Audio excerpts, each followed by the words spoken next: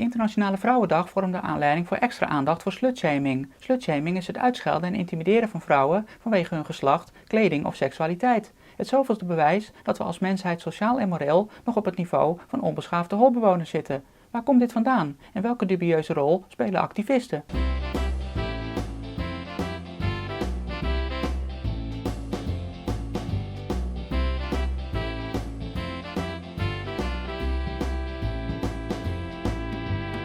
Eerst en vooral wil ik aangeven dat ik slutshaming walgelijk en mensonterend vind. Elk meisje of vrouw heeft in een vrij land het recht om onbezocht alles te kunnen doen wat de wet haar toestaat, zonder het risico op intimidatie door gefrustreerde mannetjes of jaloerse vrouwtjes.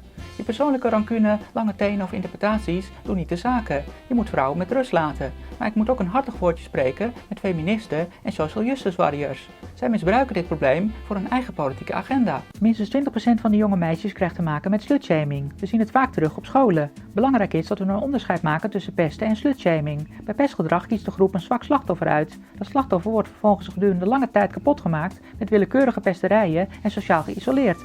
Bij slutshaming heeft de groep vooral de overtuiging dat mannen en vrouwen niet gelijkwaardig zijn. Zulke mensen belagen iedereen die niet in hun wereldbeeld past. Slutshaming kan een vorm van pestgedrag zijn, maar pestgedrag is niet beperkt tot slutshaming. Het onderscheid is belangrijk omdat het motief verschilt en daarmee ook de oplossingen. Pesten is een breed sociaal en maatschappelijk probleem. Slutshaming is een aangeleerde cultuur- en mentaliteitsprobleem.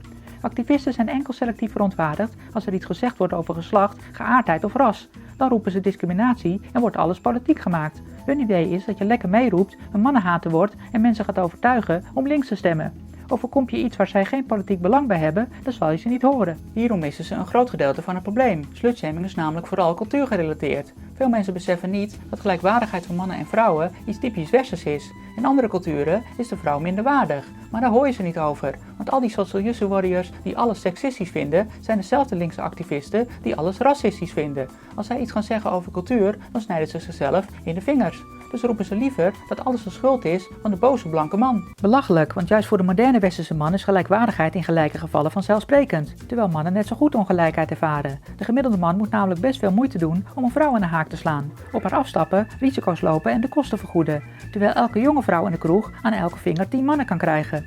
Vrouwen krijgen ook vaker sneller iets gedaan omdat ze vrouw zijn. Voor een man is meerdere partners krijgen dus een grotere prestatie en wordt daarom als stoer gezien. Voor een vrouw is meerdere mannen krijgen veelal geen kunst en dat wordt daarom met minachting bekeken.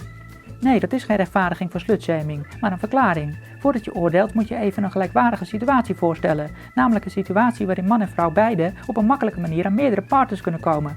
Een vrouw kan makkelijk 5 mannen krijgen in de kroeg. Een man kan makkelijk 5 vrouwen krijgen in een bordeel. Wel, als een man vertelt op zo'n makkelijke manier met 5 vrouwen te gaan, dan wordt hij zonder twijfel het slachtoffer van slutshaming. Ja, ik weet dat heel veel meisjes en vrouwen nu gaan protesteren, maar denk eens goed na. Je gaat excuses verzinnen en je oordeel over hem gaat nooit veranderen. Dat weet je zelf ook.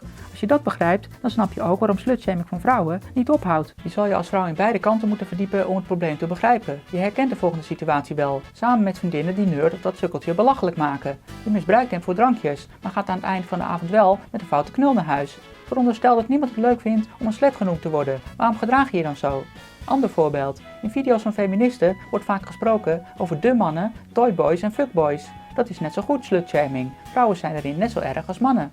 Als je als vrouw daar niet mee stopt, hoe kan je dan verwachten dat slutshaming stopt? En zo gaat het heel vaak. Mensen dragen hypocriet bij aan het probleem. Een variant op slutshaming is victim blaming. Zeggen dat een vrouw een verkrachting of aanranding zelf heeft uitgelokt. Verschrikkelijk en idioot, laat ik dat eerst gezegd hebben. Toch is het net zo belachelijk om te doen alsof elke man zo denkt en weg te kijken voor je eigen inbreng. Feministen en andere activisten hebben te vaak misbruik gemaakt van termen als aanranding en intimidatie. Beroemdheden als Trump en Bill Cosby zijn beschuldigd zonder enig bewijs. Op een gegeven moment gaan mensen die schreeuwlelijkers niet meer serieus nemen. Verder ervaren mannen een nog extremere vorm van ongelijkheid. Van vrouwen wordt soms een vrijwilligheid betwist, maar mannen worden bijna nooit serieus genomen als slachtoffer van verkrachting. Daar horen we die activisten nooit over, want social justice warriors zijn alleen geïnteresseerd in hun eigen groep en politieke belangen. De harde waarheid is dat slutshaming van beide kanten komt. Binnen die realiteit gaan mensen het spel spelen. Mannen leren al heel snel dat als ze poeslief doen, ze geen vrouw krijgen. Dus gaan ze bewust en onbewust vrouwen slechter behandelen. Vervolgens zien ze dat het gedrag beloond wordt, waardoor het nog vaker voorkomt. Doe je niet mee, dan word je een voetveeg. Dat is weer een extra bevestiging. De oplossing is dus niet om met activisten te blijven janken over discriminatie. Je moet zelf ook stoppen met kleineren en goed gedrag belonen. Want als je als meisje toch met die foute jongen gaat die jou net een slet noemde, hoe kan je dan verwachten dat slutshaming ooit ophoudt?